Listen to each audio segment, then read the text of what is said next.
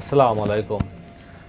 বেগম জিয়া তিনি দেশবাসীর কাছে দোয়া চেয়ে তারপর চিকিৎসার উদ্দেশ্যে লন্ডনে যাত্রা শুরু করেছেন। এখন তিনি বিমানে আছেন, কিছুক্ষণ পরই তিনি লন্ডনে তার ছেলে তারেক রহমানের কাছে তিনি পৌঁছে যাবেন। তো দেখেন, আসলে মাত্র ৩৬ বছর বয়সে দুটি সন্তান নিয়ে বিধবা হয়েছিলেন বেগম জিয়া। তার কথিত আছে যে রাষ্ট্রপতি জিয়াউর রহমান তিনি ভাঙা সুটকেস ছাড়া আসলে কিছুই রেখে যাননি। একজন রাষ্ট্রপতি হওয়া সত্ত্বেও তার পরিবার পরিজন কতটা আর্থিক সংকটের ভিতর ছিল সেটাও আমরা দেখেছি। যে আপনার তারেক রহমান কোকো এবং তারা যে স্কুলে পড়াশোনা করতেন, সেই স্কুলে যখন যাতেন তার থাকতেন, তার সহপাঠীরা তাকে জিজ্ঞেস করতো যে তোমার শার্টটা এত লম্বা কেন, তোমার প্যান্টটা এত বড় কেন? তখন তিনি বলেছিলেন যে আসলে এটা আমার না, এটা আমার বাবার দেয়া শার্ট প্যান্ট, সেটা ছোট করে তারপর তারা পরতেন। একতলা একটা বাড়ি ছিল, আপনারা জানেন যে শহীদ মইনুল হক রোডে। সেই একতলা বাড়িটাই ছিল আসলে তাদের সর্বশেষ আশ্রয়স্থল।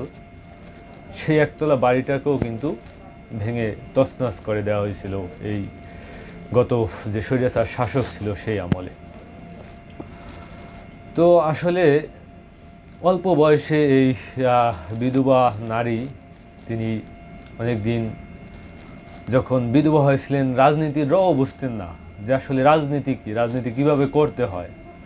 তারপরও তিনি এরকম বিএনপির মতো একটা বড় রাজনৈতিক দলের তিনি দায়িত্ব নিছেন।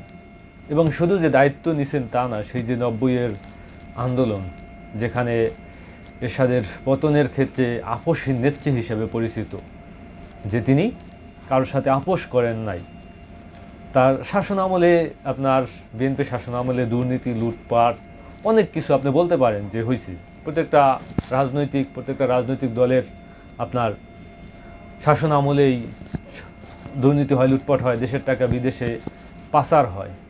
কিন্তু জিয়া পরিবার যে দেশের জন্য, দেশের মানুষের জন্য যে কাজ করেছেন বা তাদের যে ত্যাগ তিতিক্ষা, সেটা আসলে অস্বীকার করার কোনো সুযোগ নেই। বড় একটা রাজনৈতিক দল হলে দুর্নীতি হবে, লুটপাট হবে, বিভিন্ন কার্যক্রম হবে, এগুলা যেটা এখনও হচ্ছে এমনকি। কিন্তু যখন জিয়া পরিবারকে নিয়ে আপনি কথা বলেন, তাদের যে ত্যাগ এই বাংলাদেশের রাজনীতিতে, সেটা আসলে অস্বীকার করার কোনো সুযোগ নেই। রাষ্ট্রপতিতে অনেক ব্যর্থতা থাকে। আপনি ৭১-এর পর যতজন রাষ্ট্র ক্ষমতায় এসেছেন, আপনি দেখেছেন যে আসলে শেষমেশে আমরা যেটা দেখলাম যে প্রত্যেকেই স্বৈরাচারের ভূমিকায় অবতরণ করেছেন। যে আপনার স্বৈরাচার এরশাদ, স্বৈরাচার শেখ হাসিনা, কিন্তু একমাত্র এই বেগম জিয়া, যার নামের সাথে আসলে কখনো স্বৈরাচার যুক্ত করতে পারেনি, বা স্বৈরাচার নামটি যিনি শাসনের ক্ষমতায় থাকা অবস্থাও দীর্ঘদিন সুযোগ হয়েছিল যে স্বৈরাচার হয়ে ওঠার, কিন্তু তারপরও তার নামের সাথে কিন্তু আমরা স্বৈরাচার যুক্ত হতে দেখিনি, বা এখন পর্যন্ত কেউ তার নামের সাথে স্বৈরাচার খালেদা জিয়া, স্বৈরাচার জিয়ার রহমান, এই ধরনের কথা কিন্তু আমরা এখন পর্যন্ত শুনি নাই। ২০০৭ থেকে ২০২৪ এই ১৭ বছরে তাকে নিয়ে অনেক অপপ্রচার হয়েছে, তাকে নিয়ে নোংরা কথার ফুলঝুরি চালাতেন অনেকেই, এমনকি সংসদ সদস্যরাও বলেছেন, সংসদ এসেও বলেছেন।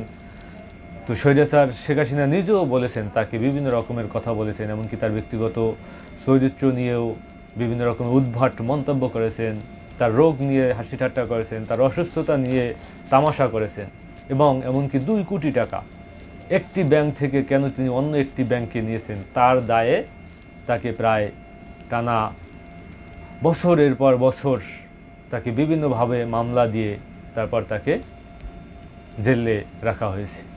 এমনকি জেল থেকেও ছাড়া দিয়ে, জেল থেকেও তাকে যখন বাসায় পাঠানো হলো, তারপরও দেখলাম তাকে আপনার প্যারোলে মুক্তি দিয়ে বাসায় পাঠানো হয়েছে, তাকে সম্পূর্ণ মুক্তি দেওয়া হয়নি। তিনি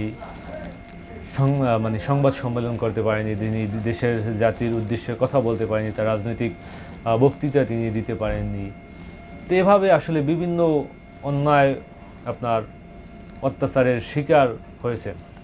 তো সেই জায়গা থেকে এখন আল্লাহ তাআলা যে তাকে বাঁচিয়ে রেখেছেন, তার জীবদ্দশায় তার যে প্রাপ্য সম্মান, আসলে তার সেই ত্যাগেরই প্রতিদান, এবং এই দিনটা দেখার জন্যই আসলে, বা এই দিনটা উপভোগ করার জন্যই হয়তো আল্লাহ তাআলা তাকে বাঁচিয়ে রেখেছেন। তো অনেকেই আবার বলেন যে আপনার খালেদা জিয়া দেশ ছেড়ে চলে গেছে, তিনি আর দেশে ফিরবেন না। তো তিনি যদি দেশে নাই ফিরতেন, তার যদি এই দেশের থেকে আপনার যাওয়ার ইচ্ছাই থাকতো, তাহলে তিনি অনেক আগেই তারেক রহমানের সাথেই চলে যেতে পারতেন। কিন্তু তিনি তার দল ও দেশের কথা চিন্তা করে তিনি এই দেশে থেকে গেছেন, এবং আমি মনে করি ব্যক্তিগতভাবে আসলে খালেদা জিয়া দেশে ফিরবেন, সগৌরবেই ফিরবেন এবং এই দেশের রাজনীতিতে ফিরবেন।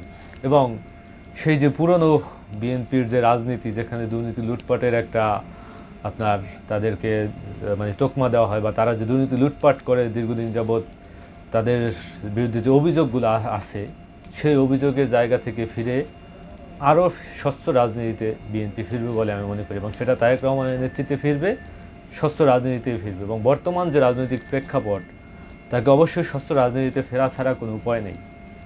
কারণ বর্তমানের যে তরুণ প্রজন্ম, তারা আসলে দুর্নীতি লুটপাট এবং কথার রাজনীতি দেখতে চায় না, তারা কাজের রাজনীতি দেখতে চায়, এবং তারা এমনই রাজনৈতিক দল বাংলাদেশের রাজনীতিতে দেখতে চায় যারা আসলে কারো পা চাটবে না, যারা অন্য দেশের এজেন্ডা বাস্তবায়ন করবে না, যারা স্বৈরাচার হয়ে উঠবে না। আসসালামু আলাইকুম।